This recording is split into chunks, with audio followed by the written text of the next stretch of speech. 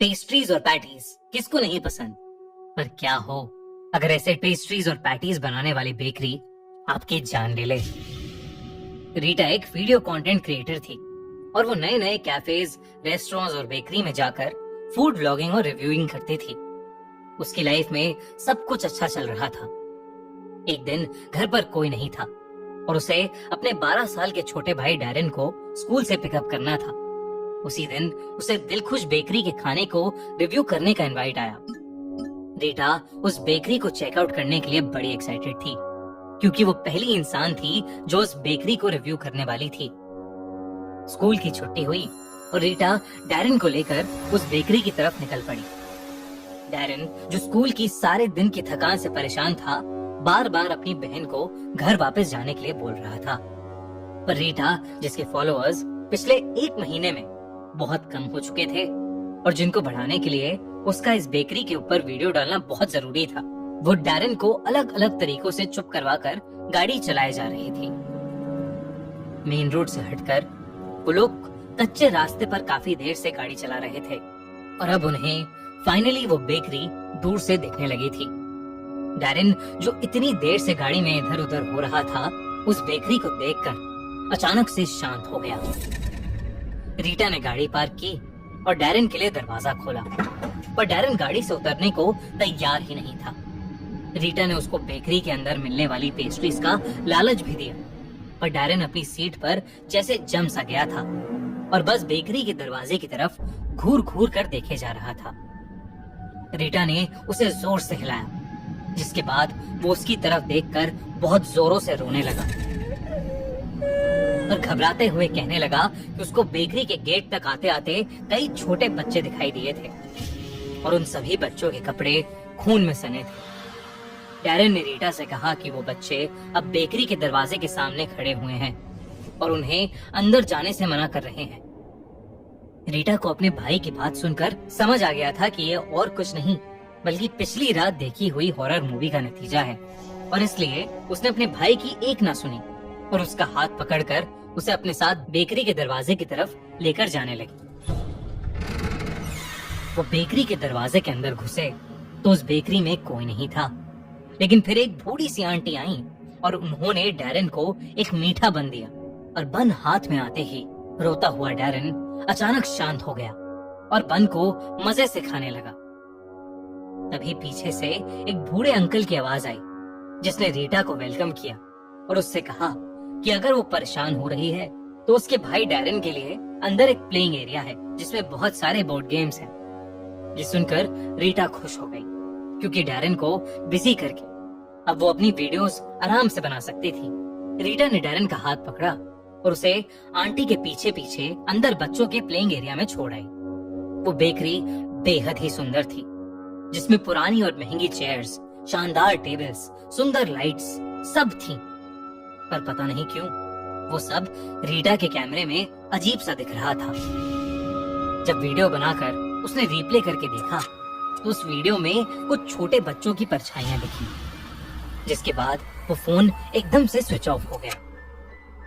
रीटा को ये बहुत अजीब लगा, पर इससे पहले वो कुछ सोच या कर पाती, वो बूढ़ी आंटी वहां आई और रीटा को बड़े प्यार से बिठाकर उन्होंने उसके सामने कुछ चॉकलेट्स पेस्ट्रीज रख दी। उन चॉकलेट पेस्ट्रीज जैसी सुंदर पेस्ट्रीज रीटा ने पहले कभी नहीं देखी थी और उन पेस्ट्रीज को देखकर थोड़ी देर पहले जो कुछ भी हुआ था वो सब भूलकर रीटा उस स्पॉन्ज जैसी सॉफ्ट पेस्ट्री को खूब शौक से खाने लगी।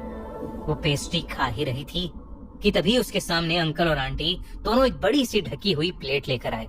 इतनी बड़ी प्लेट देखकर रीटा को लगा कि उसके अंदर कोई स्पेशल डिश होगी, पर जब उन्होंने ढक्कन हटाया तो उसके अंदर से उन्होंने 2 बड़ी बड़ी पैटीज निकाली जिसको अंकल आंटी दोनों ने दिलखुश बेकरी की स्पेशल मीट पैटीज बताया। रीटा को पैटीज देकर वो दोनों वापस किचन में चले गए। रीटा ने उस मीट पैटी की एक बाइट ली और बिना रुके झट से उसने अपनी बड़ी सी पैटी खत्म कर ली। उसको समझ ही नहीं आ रहा था कि कोई इतनी टेस्टी पैटीज कैसे बना सकता था। तभी रीटा को याद आया कि वो खाने पीने में इतनी बिजी हो गई थी कि वो अपने भाई डैरेन को भूल ही गई थी। उसने सोचा कि वो बची हुई पैटी डैरेन को ले जाकर खिला देगी। रीटा जब प्लेइंग एरिया में पहुंची तो उसने देखा कि उसका भाई डैरेन वहां था ही नहीं। रीटा उसे पूरी बेकरी में ढूंढने लगी, पर वो कहीं मिल ही नहीं रहा था। उसे ढूंढती हुई रीटा जब उस बेकरी की किचन में पहुंची तो वो दंग रह गई।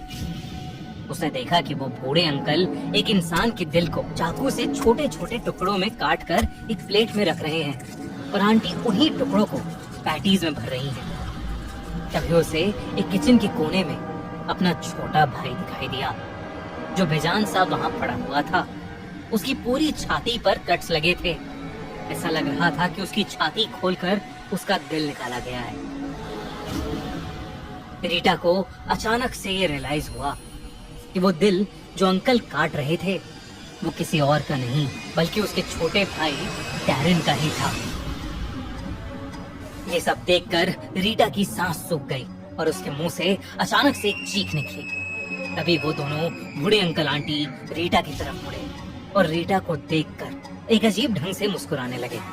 रीटा घबरा उठी और जल्दी से बेकरी से बाहर भागी। जैसे ही उसने उस बेकरी से अपनी गाड़ी निकाली तो उसे गाड़ी के रियर व्यू मिरर में कई सारे बच्चों की आत्मा दिखी। सबकी छाती पर बहुत सारे कट्स थे।